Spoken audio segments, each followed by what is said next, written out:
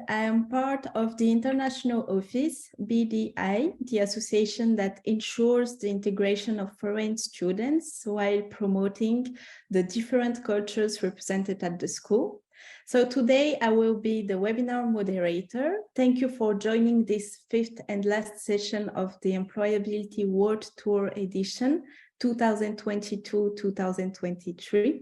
This series of webinar is organized Lyon Alumni Department, Delphine Rome, in charge of Alumni Career Management, and Florian Lambert, in charge of International Coordination. Would you like to introduce yourself, please? Maybe I can start. So I'm Delphine Rome. Is that okay? Yes, we can hear you, Delphine. Go okay. So I'm Delphine Rome, and I'm in charge, as you said previously, of the alumni career management, and I'm providing a careers interview, and we're organizing lots of webinars on career and career development as well.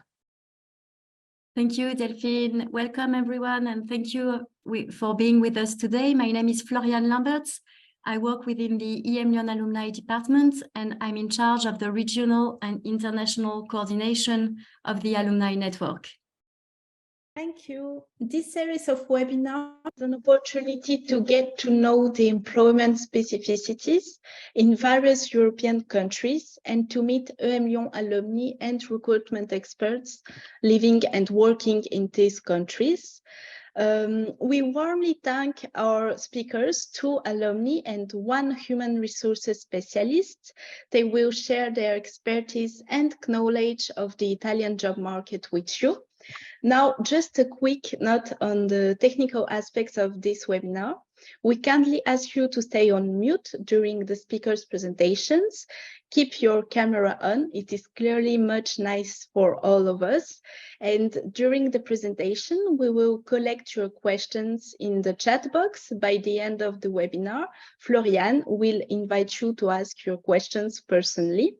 So please note this session will be recorded so that it can be shared with students or alumni who could attend the webinar. Je ne suis pas sûre de comprendre. Oops, sorry, it's Siri. You hear me? Yes, we can hear you, Marina. Okay, perfect. So please note that this session is recorded. It will be shared with students or alumni who could not attend the webinar today. I now turn to our speakers who will introduce themselves. Sarah, would you like to start? Yes, thank you very much, Marina. My name is Sara Gallinari. I am Italian. I've been living in France since 2007. And my main job is actually to care about the relations, economic relations between France and Italy. So I coach French or other nationalities companies that wants to succeed in their relations with Italy. Okay, thank you, Sarah. Jean-Marc, can you introduce yourself too? I'm French, and I've been living in Italy for 30 years now, since 1993. I worked for Xerox, an American multinational company, for 10 years. Then I worked for about 15 years in the call center market with 2 different companies. And I've been working in the last years in the renewable energy market, now working with Enegan, and that's it. Thank you. I let our last speaker introduce himself, Luca. Yes, good morning, everyone. I'm Italian. I used to live in the United States for 7 years, and right now I'm in charge of taxation and corporate law at an international law firm, more specifically the head of their American department. Thank you, Sarah, Jean-Marc, and Luca. Now we will start our presentation with the employment situation presented by Sarah. Okay, so I will try to give you some figures. There are a lot of information, so I will try my best to be clear and synthetic, especially.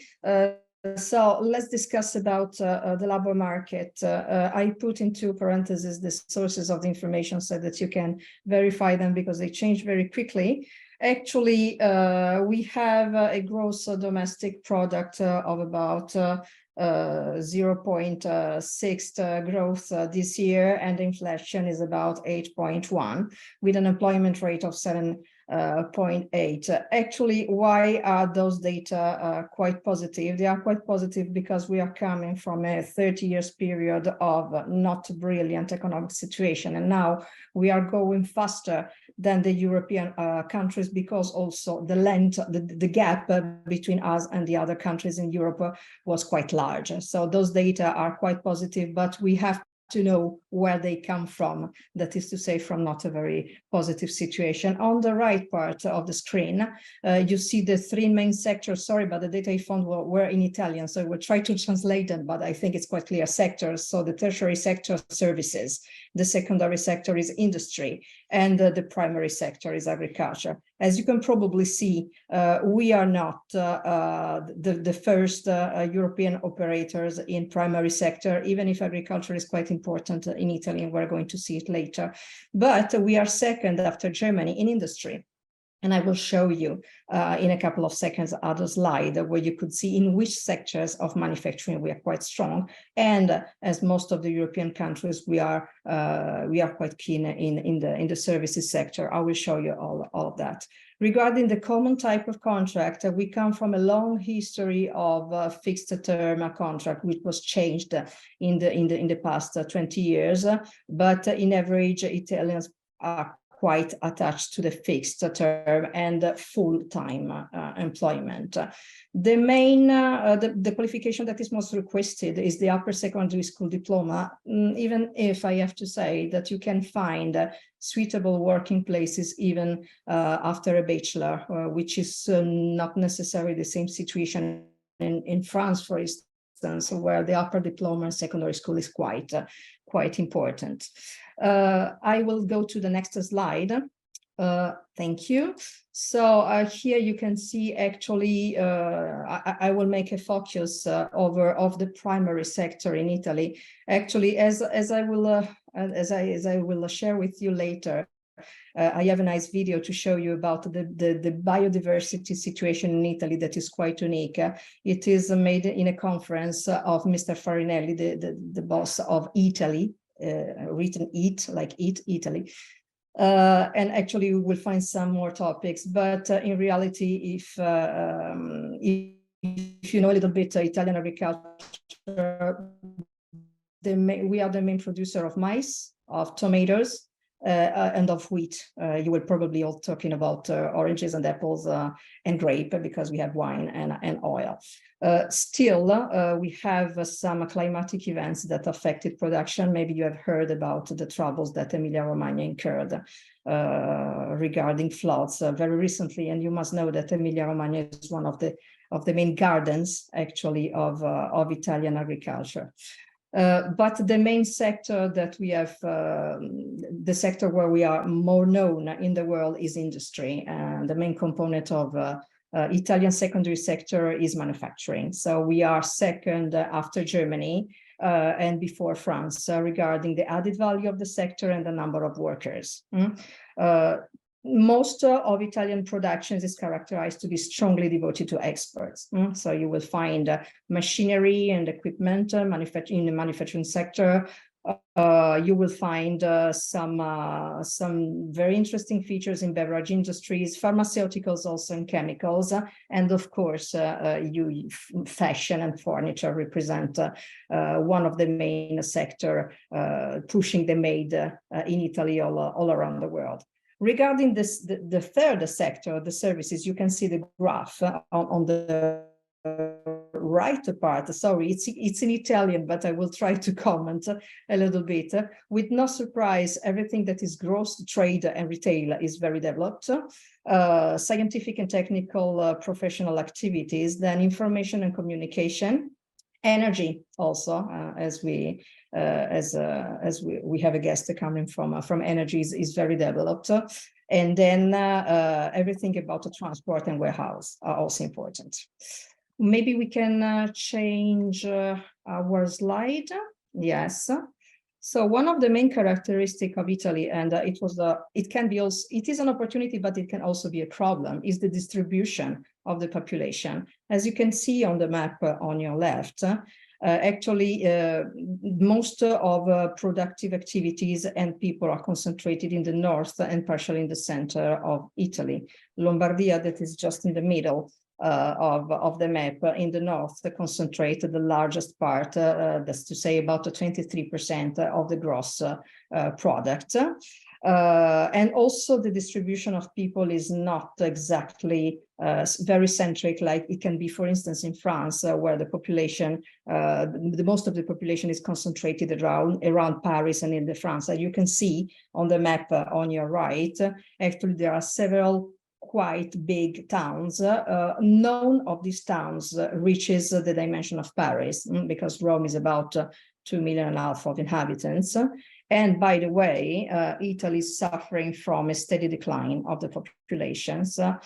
So we used to be about 60 million people, sorry. And now in January 2022, we are a total of about 58 million people. And it is estimated that in 250, we are going to we risk to lose a large part of our population going down to 40 million. So this is a major issue for Italy in this moment. About 47% of the population is resident in the north of Italy. The third Italy, that is to say the center of Italy, is about 20% of the population, and about 34% in the south and in the islands. We can maybe go to the next slide. Thank you very much. So regarding the position of Italy in the world, as you can see on the graph on your right, we are sorry, there is a little mistake. I will correct them later. Italy turns out to be the 8th largest country in the world regarding economy, the third within the European Union. And the indicators are quite stagnant since 2000. That was the situation I was explaining before. There are some major problems in Italy that I can maybe resume in 4 points. The first point is probably the payment of lavish interest charges on the enormous public debt, even if it's quite sustainable. I will tell you why. That was accumulated in the past years. So the debt is the first point. The second point is political instability. Just to give you an idea, Italy changed, if my memory is good, it should be now the 68th government in 76 years of the existence of the Republic of Italy. So which makes an average of about 1.5 years per government, which is very, very weak. Why is it important? Because for investors, actually the fact to have a political unstable situation, it's a huge risk. They don't want necessarily occurring. The third point is that Italy is mostly composed by very small companies, and by very small companies, I mean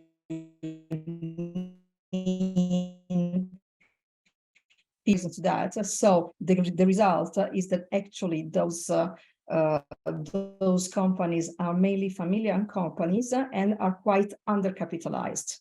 So they can hardly reach the critical mass to develop themselves. Like for instance, in France, it can happen. They are very small companies. The other weak point is that actually is the fourth one, sorry, is that we have not a huge investment in research and education. We have quite a high rate of fiscal evasion, so a heavy burden of that, and corruption. I think everybody knows this situation, which can also put in danger a little bit the investments of foreign companies. But we have 2 good points. So the first good point that can help us and help us a lot, and that is why I was talking about a sustainable public debt, is that we have always had a quite positive trade balance. What do I mean by that? That we export more than we import. And this gap that is quite consistent help us to sustain all the other problems. Of course, it doesn't make everything. The second good point is that those small companies that have all the problems that I have just mentioned still have a great flexibility in their way of operating. And so actually they are very important to maintain a certain system of supplying, for instance, for the other big companies in the world. When there was the COVID, Lombardia, you must know that Lombardia leads the market of the mechanical components that are absolutely compulsory to build cars. So actually all the German industry of cars stopped because Italy was not able to supply anymore those companies. So actually it's quite useful to know it because there are nice market opportunities regarding outsourcing to Italian companies. Now, two main events have impacted this way of this system, let's say. One is the pandemic, so the COVID. Actually, Italian companies suffered a lot, especially the services sector, so the third one, because of tourism. But actually, just due to the fact that companies are very small and mostly linked by familial links, they could actually react quite quickly. And now the growth is about 6.2%, that is ahead most of the other European countries, actually due to that. So a weakness point that become a strength point. The other factor that impacted in geopolitical situation in the world was, of course, the war in Ukraine.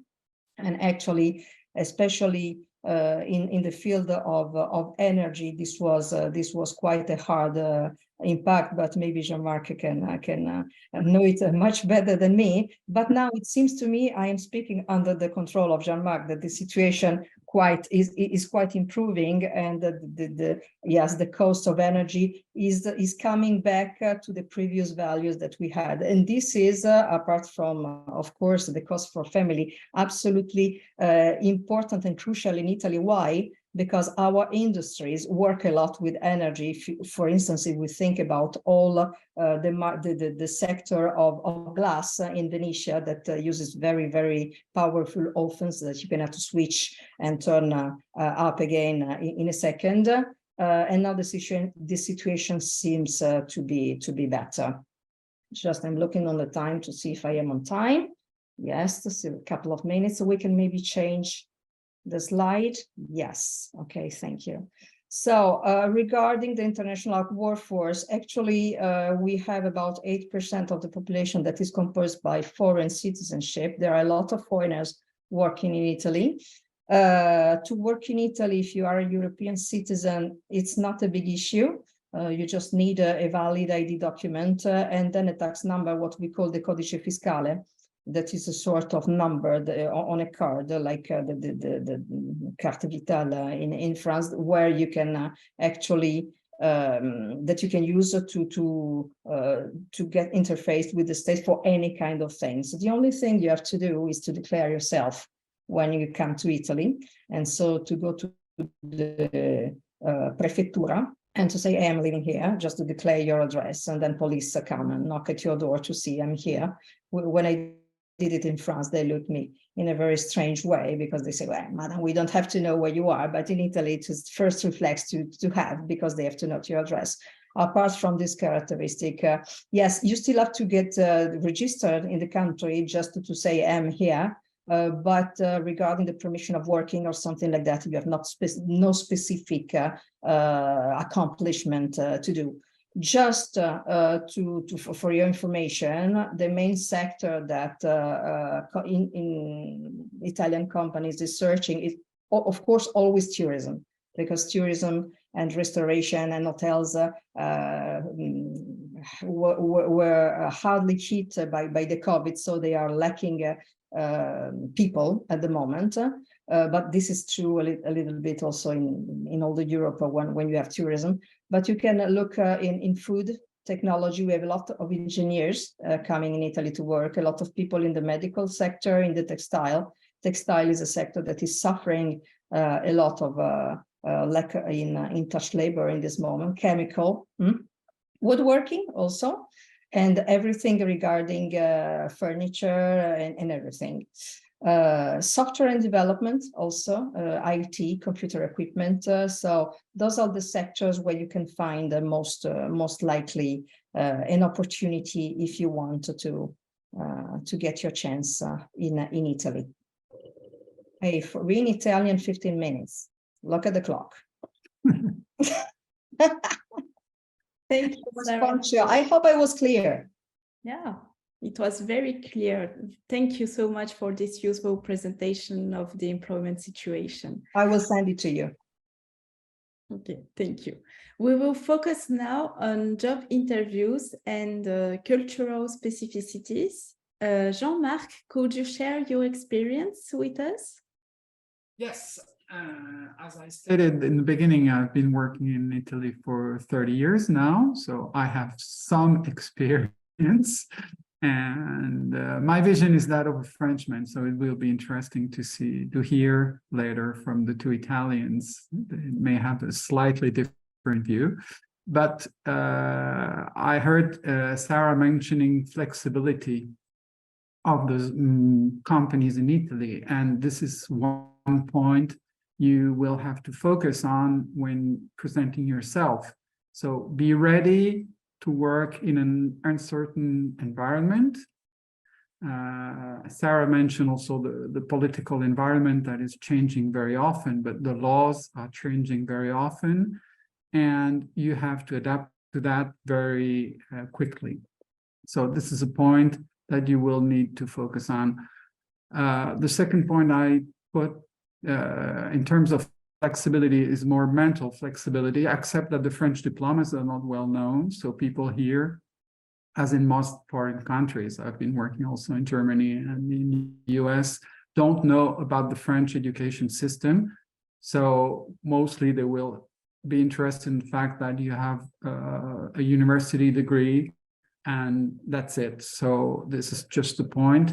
You will have to explain a little bit, maybe the French education system, but don't think that it will be valued as an essential asset. People will be valuing you and your ability to adapt to the Italian culture and market. So I mentioned also the fact that salary will usually not be discussed immediately in the interview. So maybe Sarah will confirm that. She has probably more experience than I have.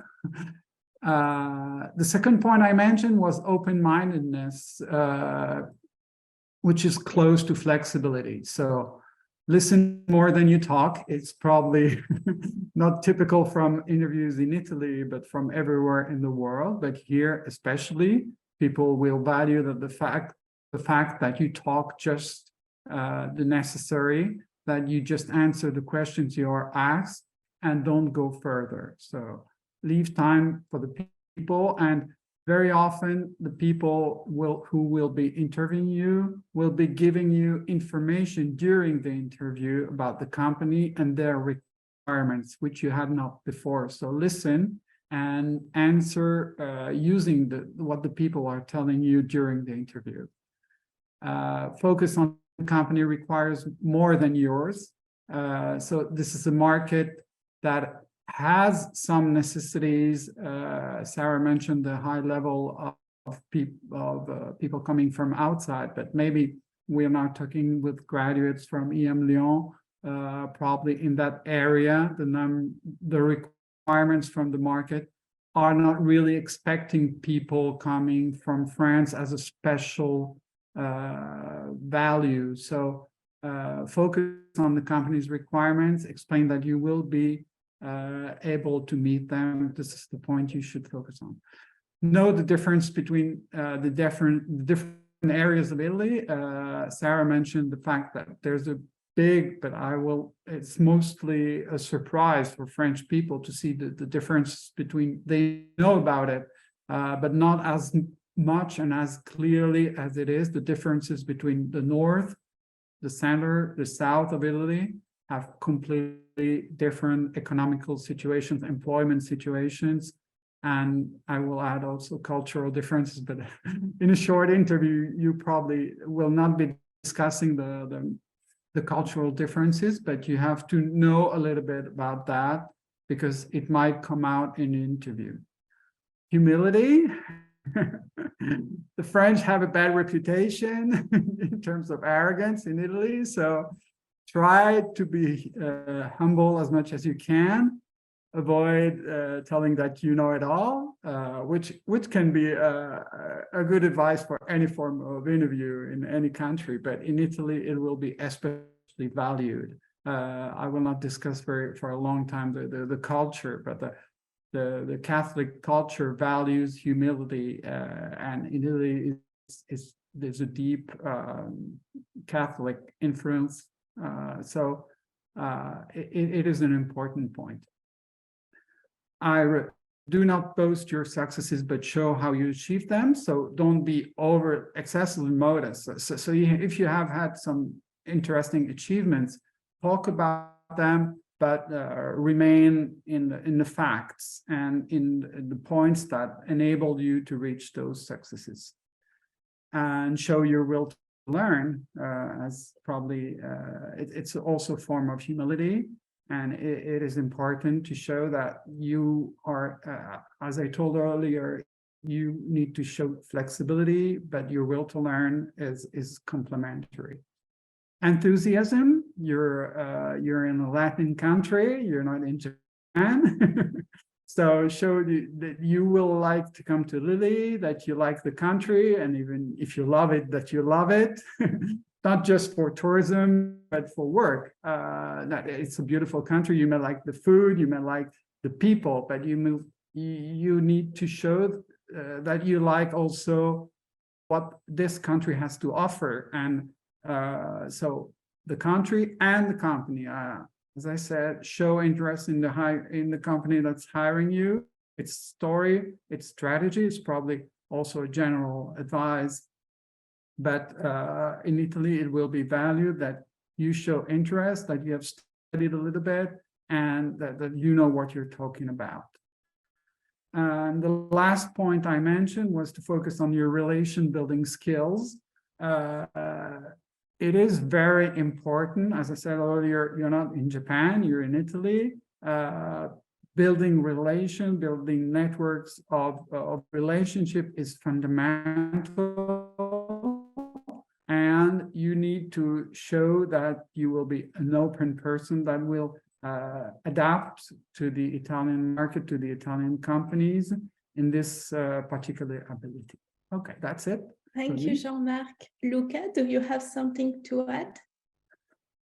Well, yes, I have a different experience from Jean-Marc, perhaps, or we overlap in some elements because I'm an Italian that used to live abroad, and then came back a few years ago here to Italy.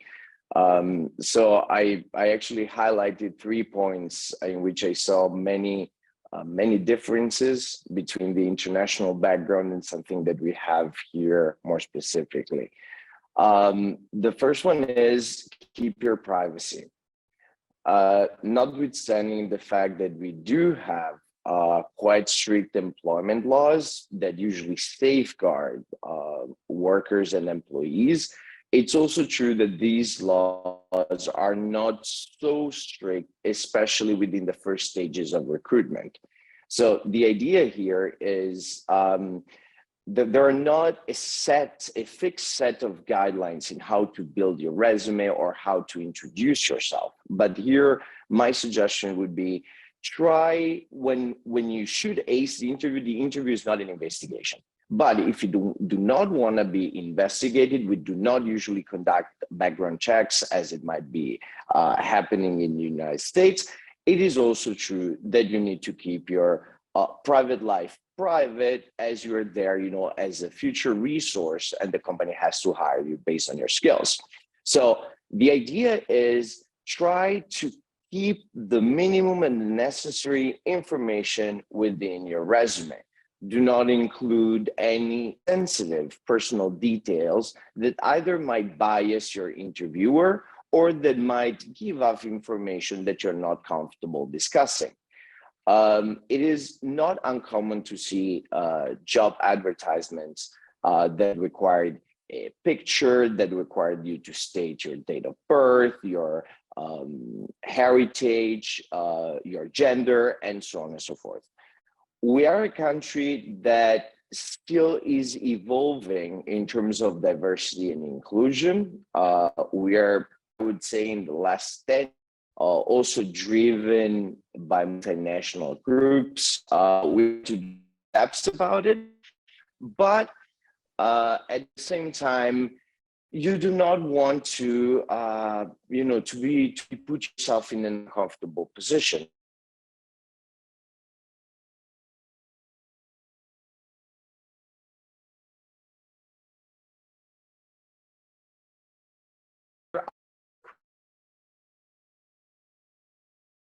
Luca? Might have some so the idea here is, yes, Florian? Yes, no, we couldn't hear you for a few seconds. Florian? Yes, we couldn't hear you for a few seconds, but I think now it's working well.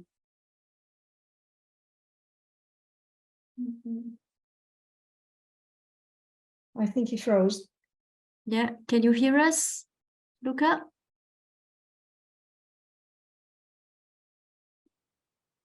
Luca, can you hear us? I can hear you. Okay, so you can go ahead. Sorry.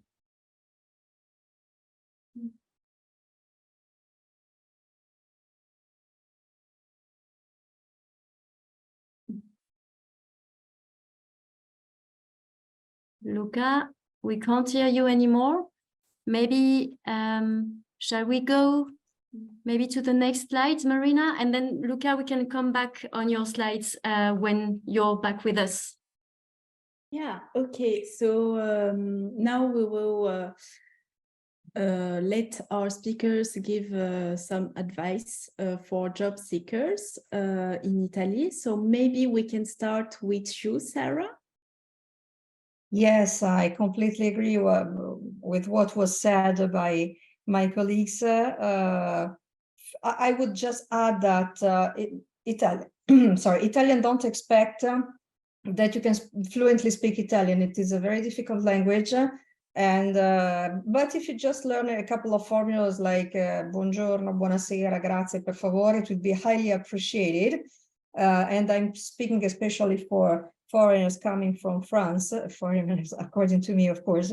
Italians don't necessarily speak French. So it is very welcome if you arrive speaking in English. Then there are a lot of Italians speaking French, especially in the northern country, because the north of Italy was under the French influence for 500 years. So it's okay, but just as a first gesture to get introduced in English and ask if they prefer to speak English or what, it's highly appreciated. One of the things that that was said before by my colleague Jean-Marc is that sometimes when we are in France, we can give the impression to be a little bit arrogant, which actually is false, but it would be a long history to explain. One of the reasons is that you expect all other people to speak French, which is not necessarily true in Italy. It's just a spoiler. Secondly, yes, and it's connected also with what was saying before, Jean-Marc, is that don't come and think that there is only one way to do things, and the best is, of course, yours, which comes from a lot of things in French culture, and not only, to be exact, and in the US, they have a little bit the same approach. This is not the point. The point is Italians are very proud to be Italians, but also feel a little bit a sort of inferior complex to other countries due to historical reasons. I don't have the time to explain. So they appreciate to consider that difference as a difference and not necessarily as a problem. I don't know if I was clear. Yeah, it was clear. Thank you. Florian, do I let Luca finish his part or not? Yes, maybe we can go on with this slide and then go back to Luca's presentation after this slide, if that's okay, Marina. Okay, so Jean-Marc, can you share with us your best advice? Yes, as Sarah said, Italians have had, especially in the last 20 years, some economic difficulties, but they have been very able to adapt to this. So one of the best descriptions that I read about Italy is they said, it was in an article in Corriere della Sera, which said that Italians were mediocre in everyday business and they were exceptional in situations of crisis. So this describes pretty well what the Italian abilities are. So they are very flexible, they are quick to react in the situations of crisis, in situations of difficulties, which is what the planning is more difficult to do, but the reaction is very good in general. So it has to do a lot with the Italian size of the companies. Mostly are small, they're mostly family companies, and this enables them to react faster. So you should show probably that you know about that you like that you can add some French, if you are French, or foreign ability to do the planning maybe, but that you will also adapt in difficult situations like Italians are able to. So this is my first point. And don't be late. Italians are punctual. Don't think that they are. There are lots of prejudices against Italians. Most of them, especially in the north, are not true. Where people work hard, they work. I was at the airport at 4:30 in the morning on Saturday, and everybody was working. And this is what people would be extremely surprised about if they came from abroad. So this is Italy. You should respect that. You should understand that. And probably the best in the end is to add what you can bring from outside as foreign qualities to the ones that Italians have, and do the fixed mixture, adding both qualities and not adding both defects or problems. Okay, this is. Thank you. Thank you, Jean-Marc. Luca, can you finish with sharing your experience of cultural specificities? Of course. I don't know if you can hear me better now. Yes, Yeah. much better. Okay, unfortunately, I'm sorry, but we do have some connection issues here at the firm. So that's why I just realized it because it just told me. Okay, so as I was saying regarding the first point is try just to keep, certain details out of your resume. If you feel uncomfortable, please do not hesitate to tell the interviewer. It may not be done on purpose. They might just be curious. Sometimes they might just be led by a little bit of prejudice in some cases. But let them know, ask them to rephrase the questions that they're asking. So nothing will happen if you just don't want to share it. Just gently say so. And I'm sure that the interviewer might understand it. Another thing is, as Jean-Marc was saying, we sometimes like to brag a little bit on what we do. And I'm saying this as an Italian. So it is not uncommon for Italian applicants to enhance or somehow to build the story on their skills, especially for foreign languages, and previous experiences in the resume and during the interview. So basically what happened is that if you had an internship at the company, it might turn out that you had a little bit more responsibilities than what actually happened. This is linked to what Jean-Marc said. So be humble. Be humble, it doesn't mean to sell yourself short, just to keep it true and realistic to what you did. Always remember that there are certain steps in your careers that the recruiter is expecting to see, but if you sell yourself too well, it might raise suspicion. So just try to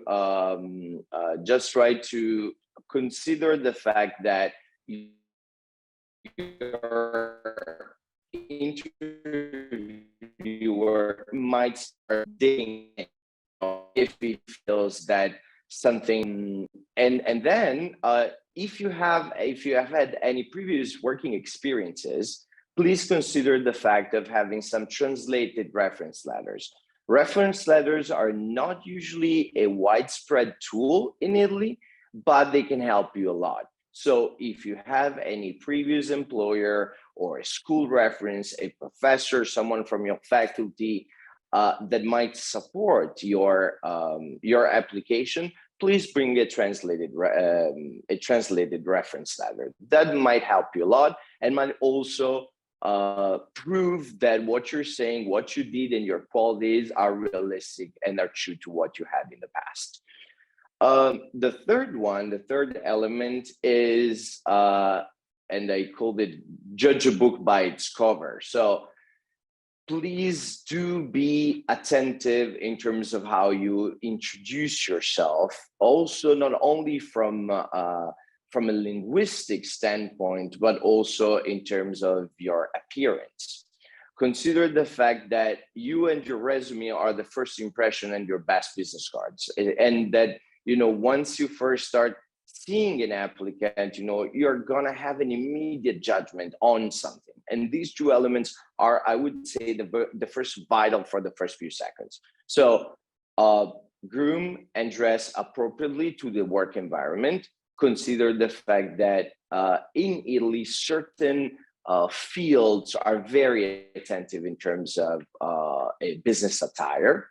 It usually goes with suits for gentlemen and for a dress for the ladies.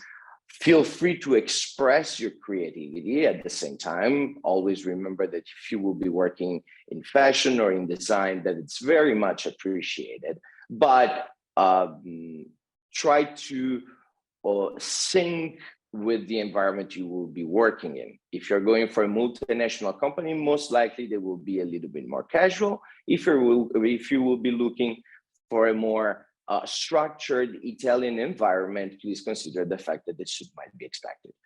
The same thing applies also for your resume. So keep it short, keep it concise. Italians have a tendency of writing very long resumes, and this doesn't help recruiters. So keep your resume short and concise, well structured, and do not forget to put a EU privacy disclaimer. Please consider that notwithstanding there are not so many rules in terms of equal opportunity employment, but the fact that your resume might be missing a EU privacy disclaimer clause, that might jeopardize your interview because recruiters might be forced to throw it away or to left it aside. Thank you, Luca, for sharing your experience. Do you have some advice for job seekers in Italy? Yes, of course. Two main ones, they're usually a little bit overlooked, but this is very, very important, having spoken with several recruiters in the past. The first one is do your research. As we said, it's not that common for European applicants, you know, to choose Italy from a professional standpoint, although I think that our country can offer really a lot. So they might be wondering whether you submitted your application randomly or whether you chose the company. And it's important that even if it was the first case, you show them that you did the research, that you chose that company. And how can you do that? Well, first of all, by using the digital media. So Facebook pages, web pages, LinkedIn can be an amazing resource. Or if you want to take it another step further, start networking. Start reaching out to previous employees, to your maybe future manager or supervisor, and ask them questions. What should I be expecting from the job? How did you reach your role? What was your ideal they like. And the same thing applies during the interviews.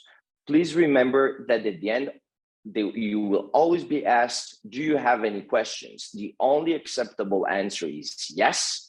And you should be asking at least a couple of questions regarding your job and your role, but maybe talking about your salary is not recommended, especially at the first interview. The second is do not leave any typos or orthographic mistakes in your resume or cover letter.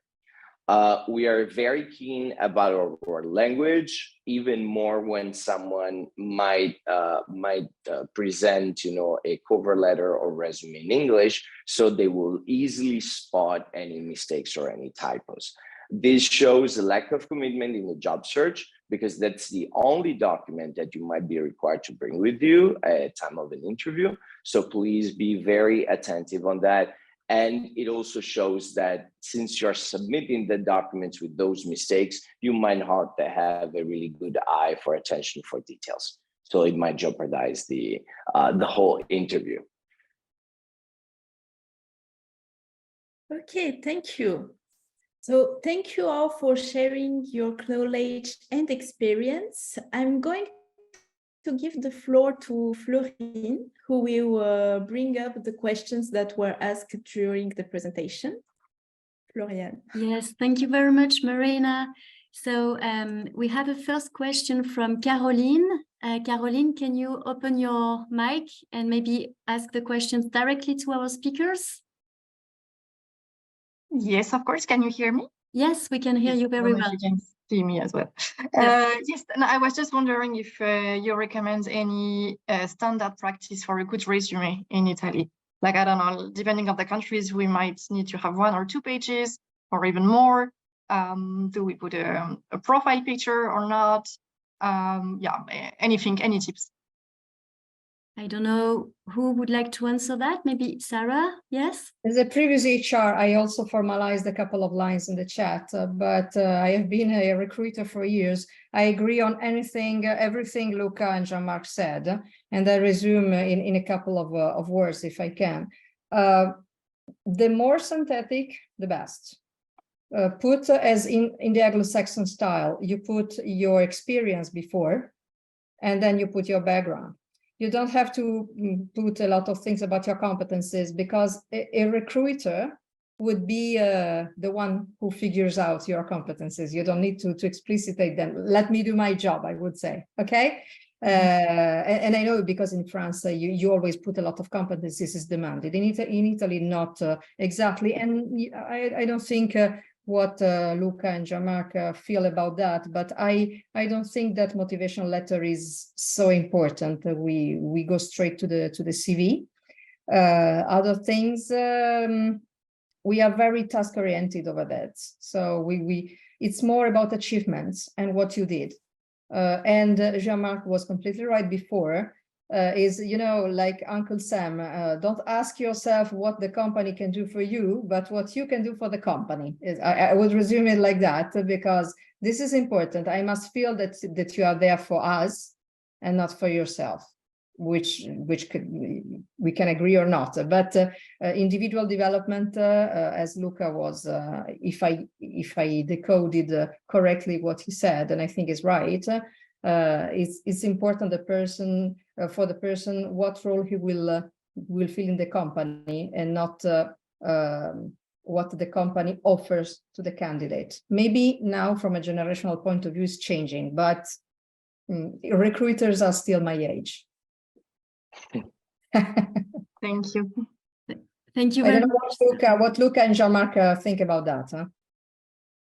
Do you agree? No, Yes. I totally agree with what Sarah said.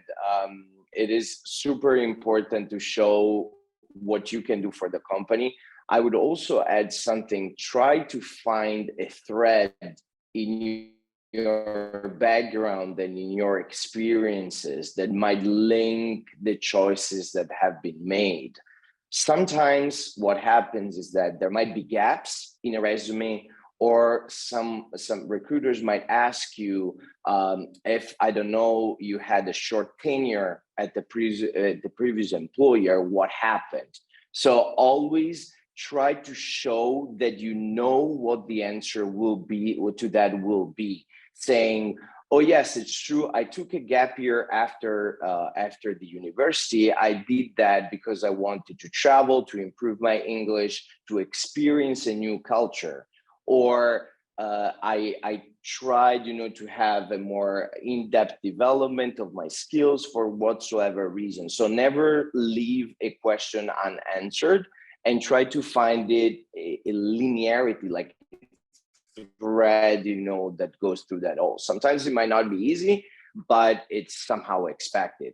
And I also agree on that. It's also true that it's important to try, how can we say, to keep it, corporate focus. It does not mean that, a company it's not interested in your background, but they're also interested in seeing you as a future resource for the company. So what you can do for that company, that it's fundamental. And sometimes applicants tend to forget that. So saying, yeah, it's true that it's a double choice. So I choose the company and the company chooses me, but it's also true that, as we say, they do have a knife by the handle somehow. If I can add something, Luca, thank you for the inspiration. Remember that the first, Luca certainly knows that the first article of the Italian Constitution is Italy is a republic founded on work, okay, on work. So work is in the center of the life. So things like, yes, I dismissed because I didn't get along with my boss, or I dismissed because the environment was toxic, I wanted to breathe, I want to be... yes, you have your reasons, no problem, but they are not very welcome, if I can say it. Giving the impression that job is not your first priority is not necessarily a good idea. That, of course, it can be, and it's also due to generations now. And personally, I agree with the fact that job must not be the only center of our lives. But remember that the people that take decisions are still the people of X and sometimes boomers generations. This is people work until late. You can find even 60 years old or 70 years old people recruiting for you. So try to put yourself in the mindset of that people in that period of Italy. Thank you very much for this information, Sarah. That's very useful. We have another questions from Reggie about headhunters and employment agency. Reggie, would you like to open your mic and ask your question?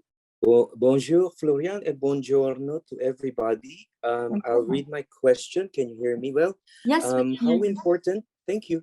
How important or influential are the headhunters and employment agencies in Italy, as opposed to directly applying with the target organization? So the context is my wife and I, both from the Philippines, finishing our masters this year. We prioritized Italy, Spain, and mostly the Latin countries in our internships and job search, owing to our affinity toward the Latin culture. But somehow we never searched for Germany, but their algorithm hijacked our job search. We're gonna end up in Frankfurt by July 10th, which for us reflects Germany's aggressive policies to attract foreign talent. And you are probably aware of their legislation on this. Any advice on the best route to find the right job matches in a country that we really love? Thank you so much in advance. Jean-Marc, Sarah, Luca, who would like to take this one? I can just make a short introduction. Become the best friend of headhunters. Invite them for a coffee, go and see them. Italy is also a very relational country. We are not, LinkedIn is fundamental, as Luca, if I remember, was saying, absolutely precious. Make a good profile in Italian if you can do it, or in English, okay? But actually, it depends on the job you're searching. At your level, I think that headhunters or company executives, a company who do executive research are precious. And then if you want to contact people directly on LinkedIn, yes, pay attention, because they would not necessarily answer to you if they don't know you. Recruiters are quite, how can I say, they are not taking everything on their LinkedIn. So don't get hurt if you hear that. Don't insist too much. You just send an invitation, maybe some interesting overview of your profiles, something you did, some articles or something you have made, fine. But then use I would suggest to use conventional channels. Yeah. I do totally agree with Sarah. I would also say that it really depends on your seniority, on the seniority of the role that you're looking for. Employment agencies are usually best suited for less, let's say, senior roles. Sometimes we do still have a lot of, I don't know, Sarah, how you call them, from an HR standpoint, but more generalistic employment agencies. Yes. If you're looking for something a little bit more senior, try to focus on the big multinational groups. They do have very specific job description, and they have dedicated team by sector, by industry, and by seniority. Yes. If it doesn't work well, also try to reach out to the independent consultants. Those might be a little bit more approachable. Those are obviously usually in the main cities, so in Rome, in Milan, in Naples, but those can really provide you, I would say, a different relationship, because it becomes also a challenge for them. They're not only representing their client, they want to create the best fit. So if you try to approach them and show the motivation, I guess that might be a good ace up your sleeve. Definitely. Yes. Go and see them. Go and see them. Meet them. Yes. Meet them. Jean-Marc, would you like to add something on that, or do you think everything was said? Well, most of it was said. As Sarah and Lucas said, at executive level, the consultants are fundamental. The companies usually have direct hiring processes for lower levels. I believe that's my understanding of the market. I'm not in the HR business. It's mostly my personal experience. And they value an experience, as the person asking the question was coming from Germany. An experience from Germany will be positively valued, as lots of Italians have to go to Germany to find jobs. So an experience abroad will be positively valued. It takes time when you're talking to headhunters, because you have to plant seeds, as Sarah said, build a relationship, because they may not have anything for you at the moment, but they will keep your name, your profile, and when an opportunity comes, they might call you. So you need time if you're talking to headhunters. So you need to talk to lots of them to have Italy is a very sectorial market. People will ask you if you want to work in the pharmacy industry, to have an experience in the pharmacy industry, if possible. But so it's a very sectorial market. And so if you're looking for a specific job, it will take time before the headhunter has a specific request. This is my experience. Thank you, Jean-Marc. It probably answers also to Adriana. Yes, I was going to do that as well. Yes. And if I can push over this point, not only the sector, but also the function. I was HR all my life. I could never apply for marketing in Italy. This is for sure. If I am a business analyst in controlling, maybe I can apply for business analyst in marketing, because it's quite the same job. But you don't have a lot of atypic, that's what we call a atypic CV. We are more sectorial. Just to give you an anecdote, I was in HR in the soft part of HR, so I was recruiter and trainer, and I applied for a post in social relations, and they said no, because you're not a lawyer. It was still HR, so they are quite specific. If you look at some CVs, I don't know, Luca and Jean-Marc, what you think about that? Looking in LinkedIn, some Italian CVs, you will see a sort of consistency of the parts. I don't know what you think about that. Well, what I have to say is that I come from this atypical background, and it was a challenge for me. So what I would recommend is, and please correct me if I'm wrong, Sarah, but I think that it's also very, very relevant, the first couple of job experiences that someone has, because that is like spearheads your career. If you feel uncomfortable, or if you don't like what you're doing, I would say it's sometimes better to keep something off your resume rather than, including everything, because it might go against that linearity that provides assurance to recruiters. So it is true that it somehow might show that you're a curious person, that you had different experiences, that you looked around, but it also might show the fact that you do not really know what you will most likely be doing for the next in your next adventure. So I would say try to be quite as consistent as possible, at least in choosing the first job, the first positions. But at the same time, if you're feeling that a lot of time is elapsing between your graduation and your first internship or placement position, don't remain silent, don't remain still. It's always better, rather than not have a job, to have a job that might not fit your profile 100%, but to show that you pushed yourself out there, that you took some risk, even if you didn't like it, and you secure the job, as soon as possible. Yeah, that you are a hard worker.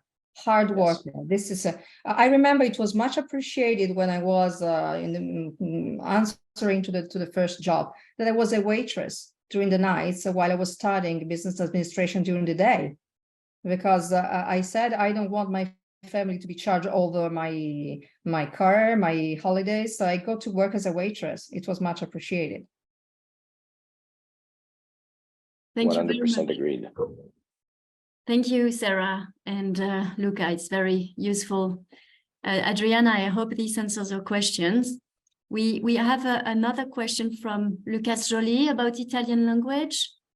Lucas, do you want to ask your question directly? Okay, maybe. Yeah.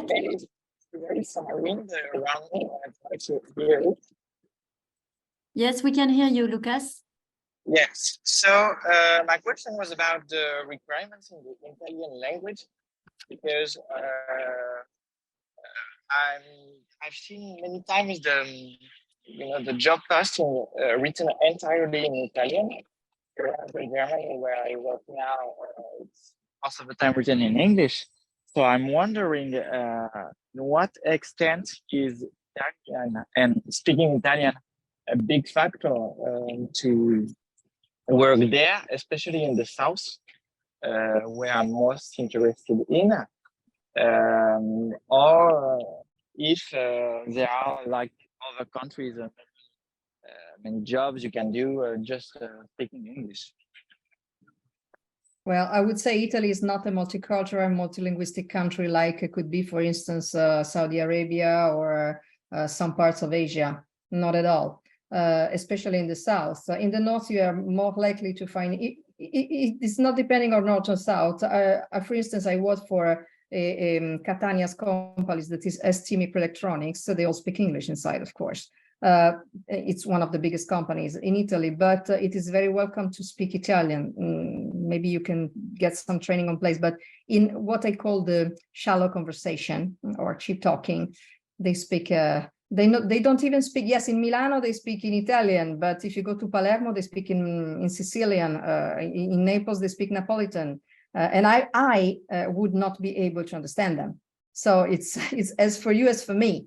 So everybody's bilingual in Italy, but Italian and their own dialect for those who manage. In the south, dialects are really spread. I don't know, Luca, what do you think about that?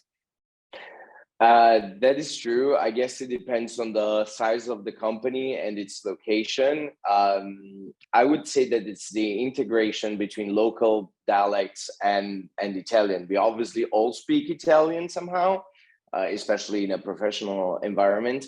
I would definitely recommend taking a small language course, because it's not only about your workplace, it's also regarding general life.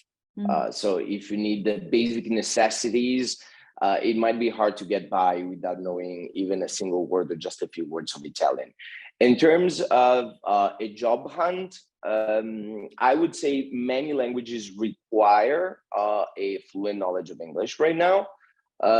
Italian might be recommended. So let's say, for example, if you go into the IT sector, it might be a little bit less language specific.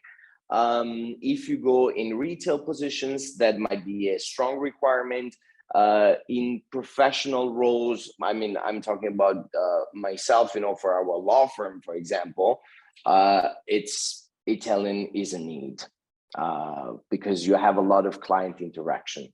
So it really depends. Try to focus on those industries or those functions where language might be less of a barrier. Yeah, thank you, Luca. I was going to ask Jean-Marc, as a French person living in Italy, do you agree with that? Absolutely. Yeah. You may start, especially in a multinational company, speaking little Italian, but you have to learn Italian very quickly. So you will not be hired in a medium to small size company if you don't speak Italian, that's for sure, especially in the South, as Sarah said. You might be hired in the North with basic Italian knowledge, as Luca advised.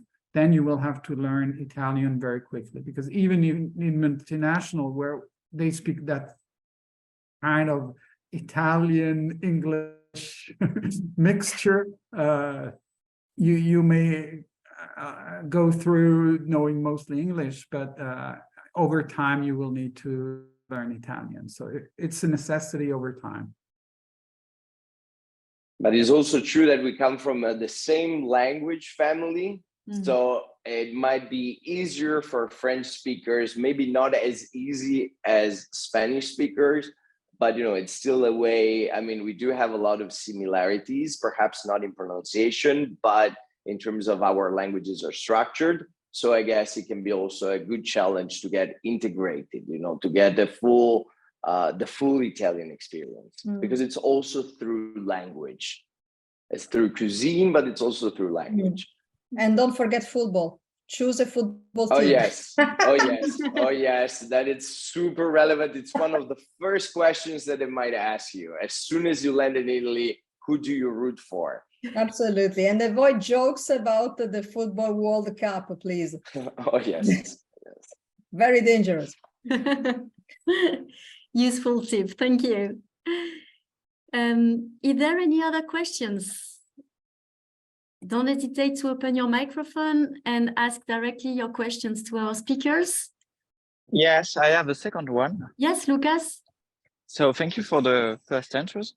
And I was wondering, is remote working a common practice, either partial or total, in Italy, or is it really a necessity to be each and every day in the office? Remember, Lucas, the importance of work in Italy, the importance of presence. Be there for me and I will be there for you. Okay, this is also impacting the management style. The boss is there. I don't know if you read a magnificent book that is called Il Principe, the Prince, maybe, of Niccolò Machiavelli. The boss must be there, and he expects the collaborator to be there too. This is a relational country. In this style, yes, smart work, as they call it, was useful, and we were obliged to do that. But I don't think that, I don't know what Jean-Marc and Luca think about that. I don't think this is the favorite style for Italians, and I'm not, because sometimes they have the impression to say, you're not there, so you're minding your own business instead of working. So remind that the notion of work, the notion of effort, the notion of sacrifice for the company, I'm a little bit being caricatural, but just to let you understand, is highly appreciated. So I'm not sure that this is the best organizational way of working, but I may be wrong. I don't know what you think, Jean-Marc and Luca. Well, the smart working, as Sarah called it, remote working in general, has developed a lot, of course, during the COVID, and Italy very quickly switched back to presence, brackets, normal work, because people like to see, as Sarah said, some sectors, some multinational companies, for space reasons mostly, have tried to reduce the number of presences so that they can save mostly on building costs. But in general, yes, it will be very appreciated that you're in the office, that you work long hours, that you show you're there. But smart working has taken some space in some specific industries where people have specific tasks like IT, in the call center industry, for example, because the work is easy to monitor. So if it's easy to monitor your work, the distance is not a problem. Where it's not easy to monitor your work, presence is a need. So this is my experience, my personal experience over the last 3 years, especially. Jean-Marc, if you agree, I would put the request for smart working in the same case of asking about salary at the first interview of recruitment. Don't. Yes, Totally let the agree. company talk about it, or just as a standard question, not as a question. I would like I would like to work from home. Is it possible to work like 3-4 days at home? Just ask, what's the company practice? What's the habit in the company? Do you have any policies for smart working? And that's it. So you will know how it is how it works in that specific company. So I suggest that when you have already been chosen. okay. I will follow Sarah's advice. Yeah, as I was saying, I guess it's also a matter of trust. So you can start asking for it once they got to know you. So not right at the beginning. In Italy, I guess that in terms of the leadership or the managerial style, managers tend to still micromanage a lot. And we have a certain reluctance towards video calls and video meetings. We usually say that what you can solve in 3 hours of a video call or a video meeting, you can solve perhaps in 5 minutes in, talking face to face. I guess that I can talk for everyone more or less, are trying to evolve. In this sense, COVID helped a lot.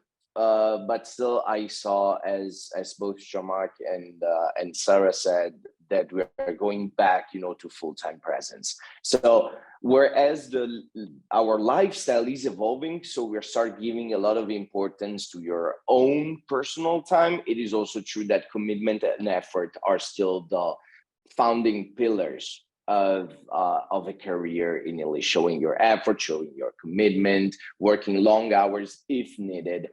And I guess that I don't know if you, Sarah and Jean-Marc, agree with me, but remote work also somehow pulled down the barriers between your personal and your professional life.